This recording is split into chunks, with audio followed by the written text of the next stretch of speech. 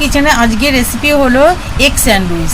একটা সেদ্ধ ডিম আমি গ্রেট করে নিচ্ছি, এরপরে আমি একটা সেদ্ধ আলু ঠিক এমনি করেই গ্রেট করে নেব।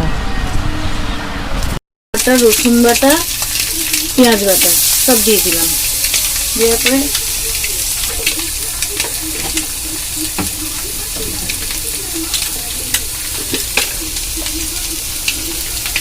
একটু লঙ্কার গুঁড়ো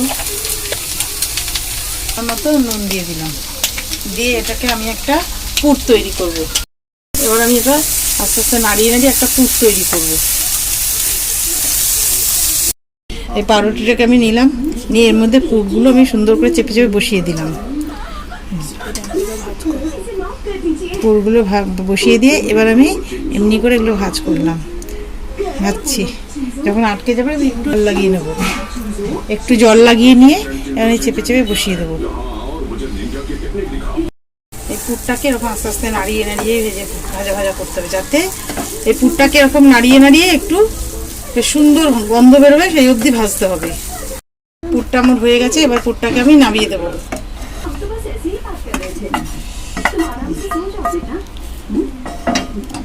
আমি এই যে ডিমের গোলার মধ্যে দিয়ে এবার আমি ব্রেড ক্রামে দিচ্ছি। ডিমের গোলার মধ্যে দেওয়ার পরে এবার আমি ব্রেড ক্রামে দিচ্ছি। ব্রেড ক্রামে দিয়ে আমি ব্রেড ক্রামে ইয়ে করে এবার আমি একটা একটা তেলের মধ্যে দিয়ে দিচ্ছি। ব্রেড ক্রাম লাগালাম, ব্রেড ক্রামে শোকানোর পরে ব্রেড ক্রামে দেওয়ার পরে এই যে আমি ভেজে দিলাম।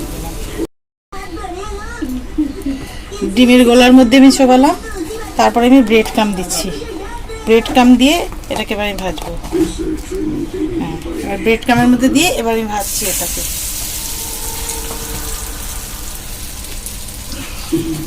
এরকম আরেকটাকেও আমি এরকম ডিমের গোলার মধ্যে দিলাম, দেওয়ার পরে আমি ব্রেড ক্রাম লাগাচ্ছি। ব্রেড ক্রাম দিয়ে তো এটা ভাজা করবো।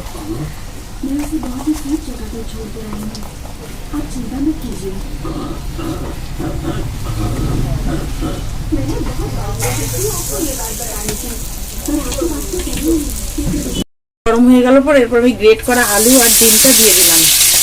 আলু আর ডিমটা দিয়ে দেবো, তারপরে এর মধ্যে এক এক করে কড়াইটা গরম হয়ে গেছে। এরপর আমি একটু সাদা তেল দিয়ে দিলাম। সাদা তেলটা গরম হবে, সাদা তেল। এগ স্যান্ডউইচ তৈরি।